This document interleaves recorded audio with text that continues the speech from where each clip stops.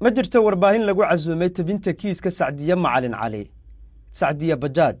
mid ka mid ah kiisaska ugu yaabka badan ee Soomaaliya oo maalinta beritoole maxkamadda la soo istaajin doono sidaasi oo ay tahay gabi ahaanba waxa loo diiday warbaahinta inay kiiskaasi si toos ah ugu tabiso bulshada Soomaaliyeed si ay ula socdaan wax kasta oo ka dhacaya maxkamadda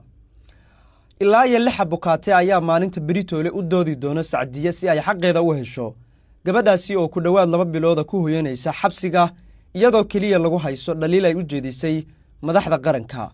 xeer ilaalinta ayaa dhawaan sheegtay in Sacdiya lagu helay kiiska ama eedda loo soo jeediyay ee ah kicin bulsho laakiin xeer ilaalinta ayaa waxa ku laabtay kelmad ka soo yeeray oo ahayd in Sacdiya eeddi ay ku heleen maxkamadna la geyn doono taasi oo ahayd sidee loogu helay Sacdiyo eedda haddii aan maxkamadda la geynin kiiska Sacdiyo beritoole ma noqon doona mid si cadaalad loo qaado bulshadana la ogeysiiyo xaalku meesha uu marayo maxaa se warbaahinta looga reebay waa su'aal si weyn la isu weydiinayo Said Cali Macalin Daawud mid ka mid ah kiisaskii ugu xasaasinaa ee Soomaaliya soo maray si weyn ayaa caalamka iyo Soomaaliduba looga daawanayay taasi oo sababtay kiiskaasi cadaaladiisa iyo hufnaantiisa in badi bulshadu ay ku qanacdo hayeeshee Sacdiya Macalin Cali oo ah gabar u xiran dawladda Soomaaliya laguna eedeeyay kicin bulsho ayaa maalinta beritoole maxkamadda la soo istaajin doona mana jirto warbaahin si toos ah u tabin doonto inta la xaqiijiyo warbaahinta madaxa bannaan kama qayb gali doonto kulankaasi